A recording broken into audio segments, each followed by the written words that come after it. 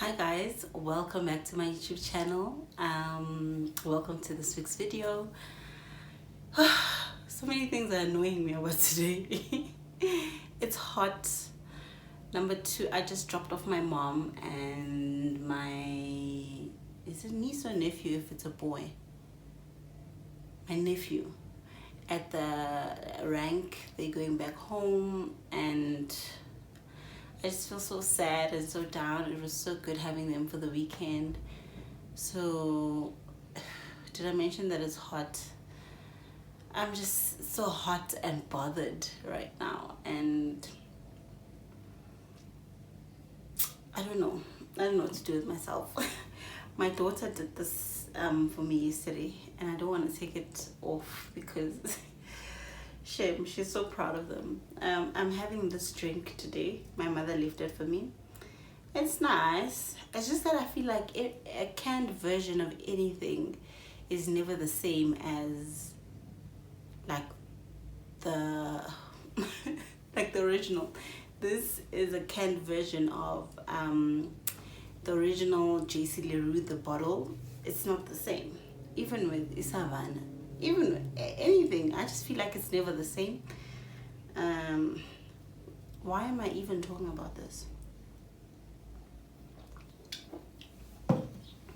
Anyway, so I wanted this week's video to be like a little life update. I'm not gonna go in depth with everything. I'm not gonna go into details, but I just want to catch the channel up. You know, I don't want to just start. I want to bring us all up to speed so that when we must from this point on, we all up to date with everything. So as I'm filming this, it's October. I think the last video I put up was May. Yeah, it was in May. So a lot has happened between that time and now. And one of the major things being that I opened my own shop. And I just want to put it out there that I'm so proud of myself. Like I said in the last video, it's not easy, especially for me, because and a lot of people think I got money when I left my job.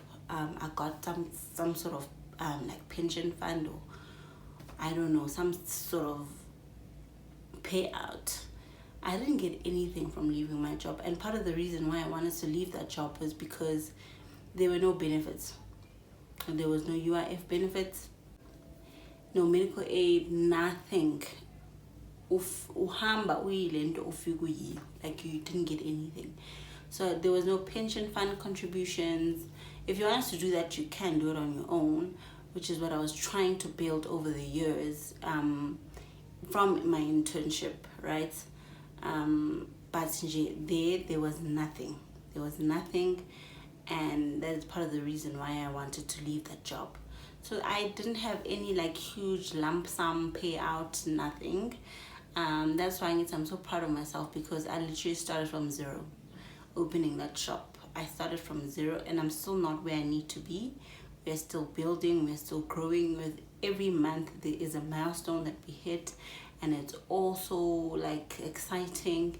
It's tiring because I feel like I have to work 10 times harder than my counterparts who can take loans, who have lump sums that they get paid out. But I can't take a loan. I don't have a lump sum. I don't come from a rich family, so I literally started this from zero, like literally 0 cents. I remember when I got an email that the dispensing license has been issued by the DOH.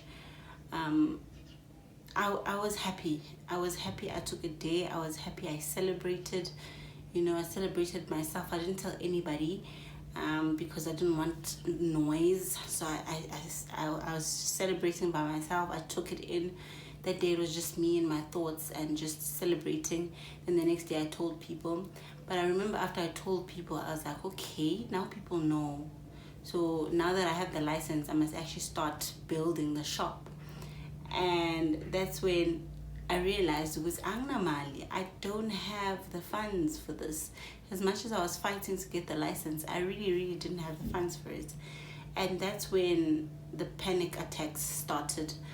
I started having anxiety. I was crying almost every day. I'm a crybaby, guys. I cry at any given chance. I'll cry. So things got tense for me for that little while, and then a friend of mine stepped in and helped me. I won't say how, but just know that a bulk of the money that I got came from a friend. Not that she had the money, but it came from a friend, and that helped a ton. It was a start. I needed so much money. I needed like $500,000 to start this project and just make sure that everything that is needed is there. Obviously, I didn't get $500,000, but I started. There are a number of things that are missing. There are a number of things that we still need, but like I said, every month we are adding something to the business. We are adding something to our services. We are adding products. So we are not where we started, but we are far from where we started, right? So yeah, so just to backtrack a little bit, this whole pharmacy thing is a testimony on its own. I think I'll just scrap the life updates and just give you guys the testimony of how I actually ended up in this space, right? Let me check if we're recording before I even go on. So what had happened was, I always had like an idea at some point I want to open my own pharmacy, but it was never now. Like I thought maybe like 10 years from now, once I have experience in the retail industry. Like I never thought of it happening now, right? Until 2020. No, was it 2020? 2019, where was I? I was in Belfast. No, it was 2021. 2021, I'm here in Witbank. I just moved to my 2-bedroom flat with my baby, trying to find my feet. I'm happy I have a job, happy I'm staying with my child, just trying to figure this life thing out, right? I get a message from a family friend. She's also a pharmacist. She's like, are you interested in opening a retail pharmacy? I'm like, yeah, sure, why not? She's like, would you be interested in being like in a partnership with me? I'm like, yeah, sure, I know you, it's all good. Then we start like doing our research, and she's like, look for a place that side, I look for a place this side, and then we'll come together and we'll see. Okay, during that conversation, I'm like to her, I don't have capital. She's like, no, we'll figure that out down the line. I'm like, okay, cool. So we get the ball rolling on finding a place, because the first step with opening a retail pharmacy is that you have to have like a potential space or potential like shop, something that you already have in mind that you think might work. That's the first step. So that was our first step, to find a place. So she's looking that side, I'm looking this side. Luckily, where I was working, right, there was a guy, like a businessman, who had shops. These people are hardcore. They own half of like the buildings downtown here in Witbank. They're like hardcore. So this guy used to come where I was working, asking the pharmacy owner there if they want to open a second pharmacy in one of his shops, and the guy wasn't interested. I don't know why. This is all crazy now that I'm narrating. It's like how things wild. So I'm like, so when I heard that there's a potential pharmacy spot, I was like, so I told this girl, I was like, I think I found a place. She's like, okay, go scout it out and see what you can get from it. I'm like, okay, cool. I somehow find in number landlord. The landlord, not the okay, yeah, the landlord. The landlord is actually this guy's daughter, so it's like a family business thing. So, but that one is managed by her specifically. So I find her number. I'll call her up. I'm like, can I please come, look at the place and see what's happening? She's like, yeah, sure, come. I go there. Mina, I like action. Like this is what we're doing. I run with it. I don't like sitting and planning. I love planning, don't get me wrong, but I love doing more. Like I love ticking things off my list. So once she was like, "Yeah, come through." I was like, "Great." I was already on the ball, and the ball was rolling, right? So I get there, see the place, nice area, big spacious place. Everything was great. Close to the rank, it has traffic, there's shops around. It was actually it was a gem. How? Then I'm like to this lady, I'm interested. I like what I see. I'm interested. Can we talk?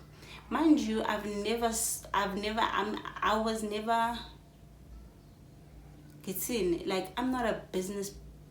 Okay, I am a business person, I guess now, but I've never had to speak to business people about deals and like leases and all of that. So even in that time, I was very much overwhelmed, but I just knew that I had to step up. I had to show up. So there I was, didn't know what I was doing, didn't know what I was saying, but I was like to this lady, I'm interested. Can we talk? What's the next step? And she was like, I have to tell you this. There is a guy that's interested in this place. He's already put in a deposit of 10,000 rand. Yeah, he also wants to open a pharmacy. He's a doctor. I can link you guys together because I think he's looking for a pharmacist. I'm like, all right, cool, no problem. So at that time, I'm playing it cool because I'm not sure what this means for us, for me and this lady, and what it means for me. Because this guy's here in Witbank, the other lady's in Joburg, so I will have to speak to this guy. Like my thoughts just, yeah. So sharp, I get the number, and then I go back to this lady. I'm like, here's what's happening. The other lady in Joburg who was gonna partner with us. So here's what's happening. I went to see that lady. Place is really nice. I really like it, and it would be beneficial if he lined out in any case because I'm here, and I'm already familiar with some of the things happening this side. So let's talk to this guy and hear what he has to say, and then we'll take it from there. She's like, okay, cool. So I call this guy. Did I call him or did he call me? I can't remember. But at some point we talk, and then he's like, yeah, he wants a pharmacist. I'm like, okay, but here's the deal. I don't come alone. I have a partner that, we in this thing together. So if you take me, you're taking me with her. He's like, no problem. I'm like, at that point, I'm like, everything is coming together. As I'm speaking to this guy, he's already started with the application, because at that time we hadn't started with the application because you need a place first, like I said. So you need to put in the exact coordinates of that place when you're filling in the form. So we couldn't even start with the whole process without finding a place first. So he's already started with the application form. He's already put it in a deposit. So it seemed like a very good deal. Like it seemed like, you know what I mean. So yeah, sharp game. Eventually it gets to a point where the guy's like, okay, we need to meet, but Ugel is in Joburg and she can't make it here. So our first meeting was a telephonic meeting. We introduced ourselves to each other, and we started the conversation of, okay, here is where we are, and then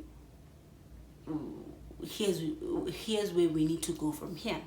So we had that conversation, and then I was willing to put in the work. Like, angusabi umsebenzi. Really? But yeah, I don't think I'm that person. Angusabi umsebenzi, to be honest. So I was like, okay, sharp, bring all the all that you've done to me, and I'll take it on, I'll take it on and make sure that things are done. Then the guy was like, speak to my PA, she's the one who was doing everything. From there, I started working on the application. If you know anything about SAPC, you know what a headache it is to deal with them. But I was ready because I've dealt with them for years. So we started with the application. I think this was around August, September. And then we finally put in the application in October. Yeah, it was October. So we're waiting. I think I spoke to one guy who was like, check after 6 weeks, then you just call them relentlessly until you hear what's happening. So November I started checking. December, well, they closed, so there wasn't really much we could do. January I started checking. I was checking almost every week. I don't remember the exact dates, but there was a lot of back and forth. We had errors on our things, on our floor plans, so it was a back and forth, and I was frontlining all of that. I was the one dealing with, like, okay, I'm lying, it was me and the PA, the docs PA. So sometimes when the information comes to me, I go to her to get like more things, and so it was just me and her working together to make sure that this thing, goes through. So we working. This was 2022 now. Working, and gets to a point in June last year where I'm just like, I don't know what is going on. This application doesn't seem to be there's nothing that's inspiring about this whole thing. Instead, it had to be take 1 step forward and 5 back. So I remember the last email they sent us was about the floor plan. Okay, the initial thing was that the name was misleading. A pharmacy name needs to be like kind of like ambiguous. You can't give any like false hope. You can't kind of sort of be advertising your pharmacy, so you can't say like the best pharmacy, you can't use things like that, like good pharmacy. You can't use things like you get what I mean, like things that will make your pharmacy seem superior to other pharmacies. So that was the first thing. So we had to change the name. Now Kona Ugai, one of the partners, didn't want to change the name because it was linked to his practice, so he wanted everything to flow. But unfortunately we had to, because it was a requirement. So we changed the name. And then when we changed the name, they were asking for other things like the complexes plan. And I'm asking other people who have put in their applications before, and they're like, no, they've never been asked for like the site, is it the site plan or something like that? I'm like, okay, what's going on? So we send the site plan, even though our landlord didn't want to give it to us, but we're like, okay, we need the license. They won't give us the license. And then at some point they had an issue with our floor plan, and somebody between the three of us didn't want to change the architect because he's already paid the architect. And I'm just like, okay, for the sake of progress, can I will pay for the next architect, because now we are stuck, So the other party is like, no, I'll speak to the architect and we'll sort it out. They never spoke to the architect. I tried calling the architect, he never picked up my calls. So this was around June, so I'm like, okay, I'm leaving this whole thing now. I prayed about it several times. I had sleepless nights about it. And this was around the time where I made my first YouTube video, because I felt stagnant, I felt stuck. I felt like I didn't know what I was doing or what was happening. So yeah, if you watch my second YouTube video, you remember me mentioning this. So around that time I was like, okay, no, because we've literally been on this for almost a year and nothing is happening. So I eventually gave up, let it go completely. I let it go completely. And the emails eventually stopped from SAPC and DOH. And I just let it go. And I guess they let it go. Everybody let it go. But I remember my last call to one of the parties was that was actually me pleading with them to speak to the architect, because manje ngathi kwasekusele the floor plan, and that party was the only person who could speak to, I guess, to the architect and reason with them. And they were like, okay, they'll speak to them, but I guess they never did, because I never heard from either of the two people from the whole partnership or whatever that was, since nobody called me to say what is happening with that plate. Nobody. It was dead quiet from that point on. So I was like, okay, I believe in science. I don't believe that things just randomly happen. I honestly believe in science. So when that happened, I was like, okay, this is a sign that let's all just leave this thing. God will eventually reveal to me where I need to open a pharmacy, or if I even need to open a pharmacy, right? Sharp. Then that was around June last year. Gave up completely. Other things happened. Quit my job. Told my boss actually last year November that I'm leaving. Eventually left in January. And then in February of this year, after I had left my job, I get an email from SAPC out of nowhere on a random day. Get an email from SAPC, and don't think that at any point I went to SAPC. I left it. I left it. Go June last year, I left it. It was hard, it was difficult, it was painful, because I really wanted this to work for me. I've always said this, and I've always believed it, and I've always wanted ukuthi ngisebenze.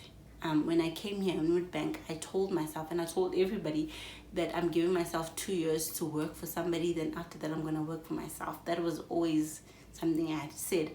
And at that time, I also wanted this pharmacy thing so much, because it had to align with the plan that I had for myself, and kept telling everybody. So yeah, so it was very hard, but I eventually, God gave me peace at some point, and I left it completely. Because now that I think about it, even in my vision board, it was not there. I didn't even think about it. I didn't even think it was gonna happen. I wasn't even chasing after it. I don't know if there's a lesson there, but honestly, truly, I wasn't even chasing it. So back to the timeline of things. So February 2023, I think it was the 20 something of February, I get an email from SAPC asking me to send an amended floor plan, because they want to close that case. They want to close that application. So I'm like, but to be honest, I didn't even think twice. I was like, okay, let's see where this will lead this time around, you know. So I'm at home, Vele, I'm locoming.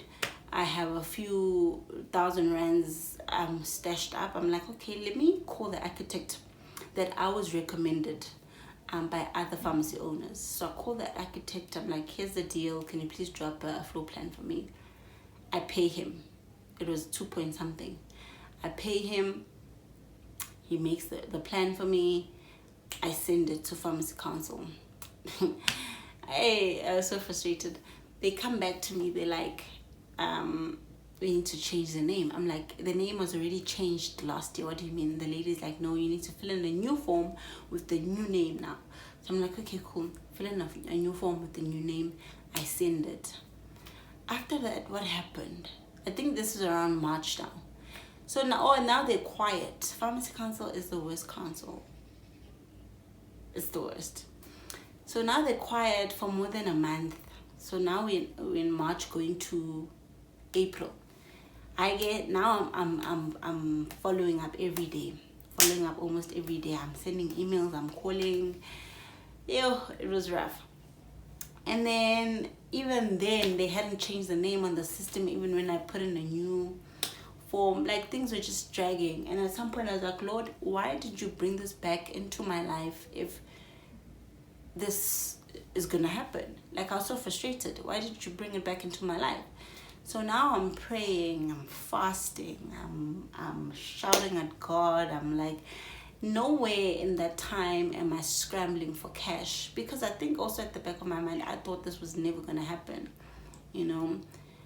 And I guess I wanted to have tried, put in everything that I could, you know, rather than not try at all. If I is because I tried and failed, not because I didn't try at all. You understand?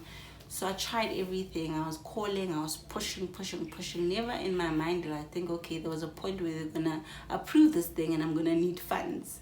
But I'm glad I didn't stress myself with all of that at the time, because already the whole application process was a lot. So I'm following up almost daily. I'm emailing, and then at some point they approve the GPP. So first SAPC needs to approve everything, the floor plan, all the documents that you send, and then they send a recommendation to Department of Health to say everything checks out. You can give this person a dispensing license, which allows you to dispense all the scheduled medication, all the medication in fact. And then you take that certificate back to SAPC and you say you want to record your license from the SAPC. So it's just a whole process. It's supposed to take 3 months, but as you can see with me, it took years. So now, and in fact, there was a guy who was helping me. I used to ask for advice because he's got like multiple pharmacies now. And at some point, I remember there was a time where I was so done with like following up with Pharmacy Council. I sent him a text. I was like, "Hey, bruh, this whole thing is so tedious. I mean, Angie, I'm this close to giving up." And he was like, "Don't give up. We never give up." That simple one-line message changed everything for me. I was like, "Okay, don't give up. We never give up." So I pushed, and eventually, after tears, after my landlord basically, here's another thing that happened. So at some point, I had to go back to that lady and make sure that the place was still vacant. Lucky enough, it was still vacant after all these years, which is wild. It was still vacant, and then she told me that she returned that guy's deposit. So she doesn't have a tenant, basically. So I was like, okay, draft me a new lease. I'll read it, so we'll sign it, and it's, go time. She's like, okay, but you must know that I've put up this place on Property 24. I've advertised with multiple agencies, and if I get a client tomorrow, I'm taking that client. So if you don't want me to take that client or that tenant, put in a deposit. The money I had was for us to sustain us, parent, pay longer school fees, buy a bit of petrol and food. That's all the money I had. I didn't have the money that she wanted for rent. So I'm like, okay, give me some time to scramble up cash, At that time, there was a guy, like a tenderpreneur, who was interested in opening a pharmacy. Apparently, it's always been his dream to open a pharmacy. And I thought to myself, okay, I have the skills and the know-how. He has the money. Let's partner up. So we were working on that partnership to a point where he had added me on one of his companies as a director with his wife, together with his wife. So it was going to be a 3-way again, And I tried not to think about it because I knew that I didn't have the money, and I didn't even have the means to go to the bank and ask for a loan, So I was like, okay, let's see where this will go. Initially, he wanted to open a pharmacy like a Henrina, which is not far from here. And I was willing to move because I was at home, wasn't doing much. And then when I went to inquire, is there still space? Do you have a tenant? She was like, no, I don't. I went back to him. I was like, okay, there's a possible spot, Lywood Bank. And around also that time, that's when I got the email. So everything seemed like it was falling into place. I was like, yes, I have someone who has the funds. I have a place. Pharmacy Council is still waiting for me to put in a floor plan. So everything, you know. This guy promised to go to Mali and I will just run with the whole process. He never did. So I'm not going to go into detail about that relationship. But he was never present. He was never around. I used to like go after him. And eventually I got tired. I was like, this person said he really wanted to open a pharmacy, but he doesn't act like that. So I was like, you know what? I'm done. I'm not going to do this to myself again. And Uma was like already planting the seed in me. Because why don't you do this alone, you know? I feel like you should do this alone. It would be better if you do this alone. And I started seeing it, you know. Even though I didn't have the funds, but I started seeing, it's actually better if I do it alone. So at some point, I eventually went back to that guy. I was like, you know what? I got money. I got some money and I would like to do this alone and see where this will lead. And he was understanding. He's like, yeah, okay, sure. I hear you, Sharp. I didn't have the funds. I just didn't want to be in a partnership anymore. I didn't want to have to report. I didn't want to have to ask for permission. Nakonanje, if he was proactive, I think it would have been different, but he was dragging his feet. Like, I just felt like, no. So that fell off. And then, yeah. So by the time, I feel like my story is all over the place. But got to a time where DOH or SAPC approved all of my things and they sent to DOH a recommendation. But even that, none of this process was seamless for me. Everything was stressful. There was a point where I was just like, I think deep down in my heart, I knew. Now looking back, I knew that this was going to happen. But at that time, it just felt like, Aibo, what's going on, you know? And I guess that whole process has taught me to just like let nature take its course, let the process roll out to its fullest. But kunzima, even now, kunzima, I'm in business. There's things that I want to do, but it's hard to just let the process just roll out, you know? So that's, yeah, I guess at the time I needed to just let things roll out the way that they're supposed to. But kunzima to just sit back, go and just watch, you know? You want to be proactive, you want to find out what's happening. But yeah, like I said, eventually I got the license. Oh, also, before I even got the license, so there was another pharmacy. There's another pharmacy owner that I used to locum for, right? How? So I'm asking him this one time. I was like, how? Who did your shop fitting and stuff? Because I'm looking for coats. He's like, my guy is like, he also owns, I guess, a company where they do shop fitting. I'm like, okay, how much? Because I'm getting crazy coats. He's like, wait, where's your pharmacy? I tell him. He's like, oh, that's you. I'm like, yeah, that's me. Why? He's like, no, do you know that there's another application for that pharmacy? I'm like, how? Wait, tell me more. But yeah, because I was at work, when we were having that conversation, I was at work and there were patients walking in. We couldn't actually have that conversation. But I left that pharmacy after my shift feeling so demotivated, so derailed. That's why I came back. There was a video. I was like, I'm not sure if I should share my plans anymore because I feel like, you know, people are trying to, you know. So a lot happened. Because even my landlord was like, you need to get your shit together because there are people who are interested in this place. And I'm giving you the benefit of the doubt here because I had given you guys a chance before and you failed. I'm giving you a chance again and you're taking your sweet time.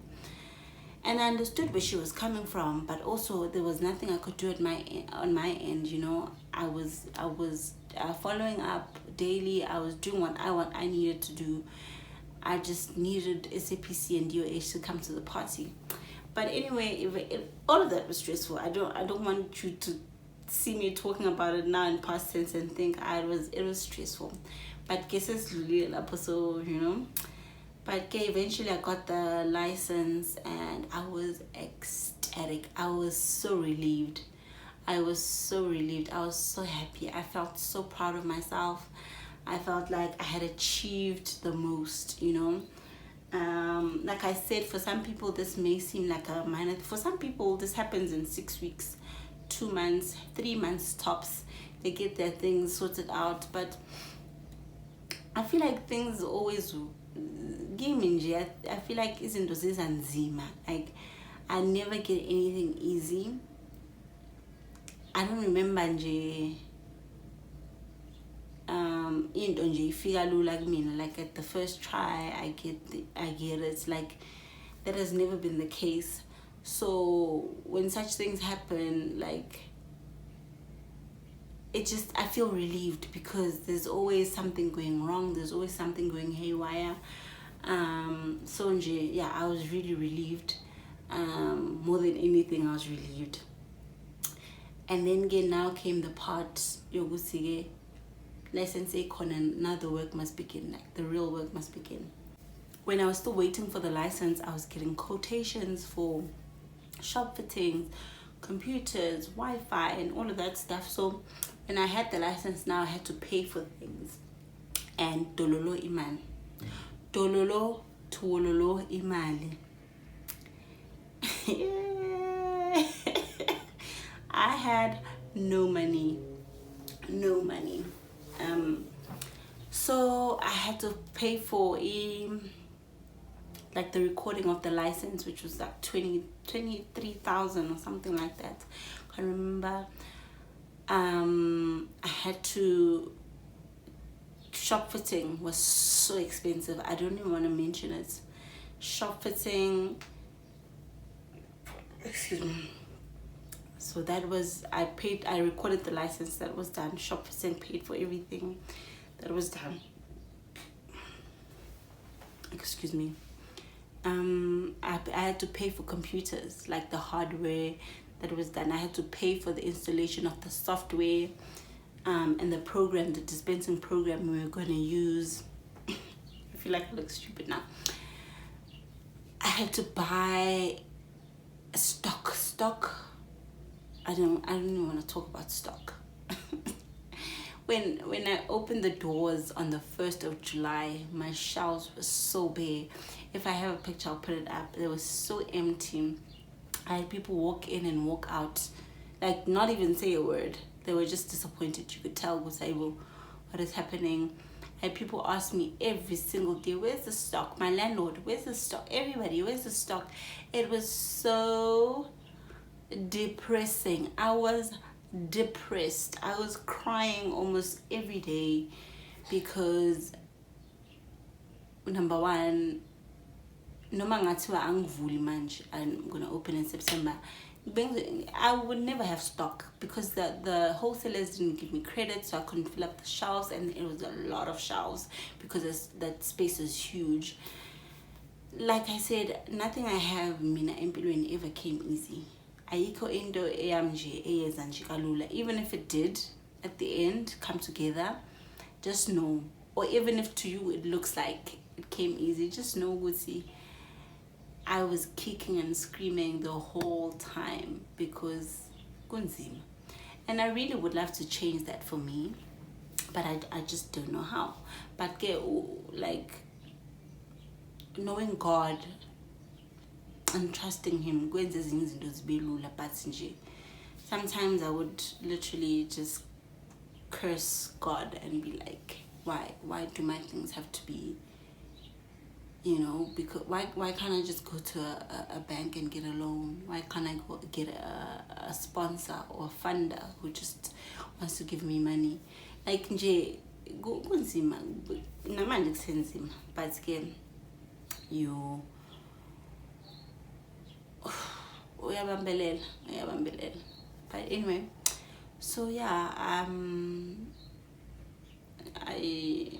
I got, like I said, I got help from a friend. Somehow the bank approved me for a credit card because I went to almost every bank looking for a loan. I didn't have a pay slip, I didn't have income, like nje bengi nje. and for some reason Absa gave me a credit card. When I got that credit card, I knew, I was like, okay, this is a sign. I don't believe in random things. This is a sign from God that I'm on the right track. So I got that. I got help from a friend. I took the little money that I had left from my savings, and we opened a shop. I remember my uncle had promised to go to a loan for me, which was around like 20,000 or 30,000. So I borrowed money from somebody, knowing was on the next Monday. Borrowed money. I was like, please borrow me 10,000 rands. I'll pay you on Monday. This was on a Thursday. I'm planning to open on a Saturday. Umuntu anginikeze 10,000 because they're getting it on a Monday. I'm like, cool. I order the little that I could, like the little stock that I could get with the little money that I had. I order. I'm excited. I'm gonna open on a Saturday.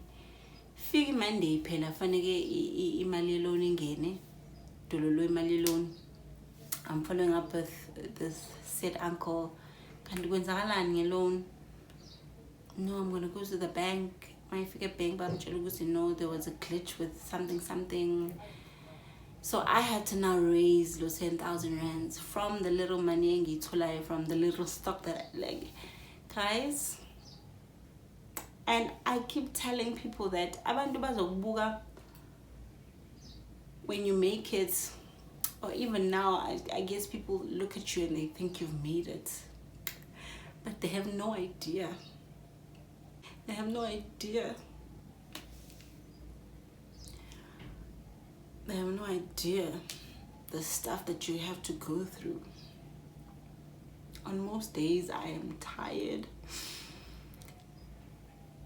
from people. Like I said, we're not where we used to be, but we're not where we need to be as a business and as a pharmacy. And people walk in and they have no idea the demons that you're battling. They have no idea the thoughts that are in your head. They have no idea the battles that you're fighting. And they say things like, where's the stock? Why are the shelves so empty? And you already know that the shelves are empty. You're just counting on people not to use that against you, or not to use that as reason not to support you. So it's been hard, and I guess the hardest thing is that I'm there, so I take the blows. They come to me directly, and Domunyomundu, who's like a shop owner, is not there. The employees take the blows, and as an employee, I wouldn't have it because it's not personal to you. This is not your business. It's just your job. But when it's yours, it's like an attack on your skills, your capabilities, your abilities. It just feels like an attack on you personally. And I get that every day. I get that every day. It's real, and it's personal. I had someone call me, guys. I had someone call me the other time, and they're like, "Yeah, I can see you've done well on opening the shop, but I can tell that you're not a business person because your shelves are empty." Like someone pointing the very sore spots that you don't want. Like, I go there to work every day hoping nobody says, asks for something that I don't have, or points out the fact that the shelves are empty, or points, at the things that very well aren't together for you, So when I had that call, I had to listen to this person because I was trying to be polite. Listen to this person. Basically, if I go just sticking it to me. If I'm with my time, It's been hard. And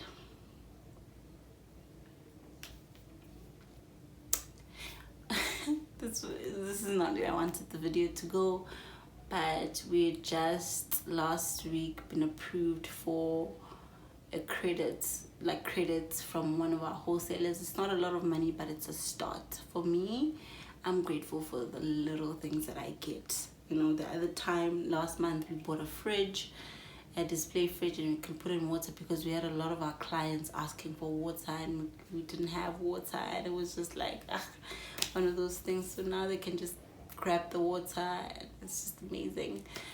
And we keep on growing, and we're getting better, and yeah, so that's my testimony.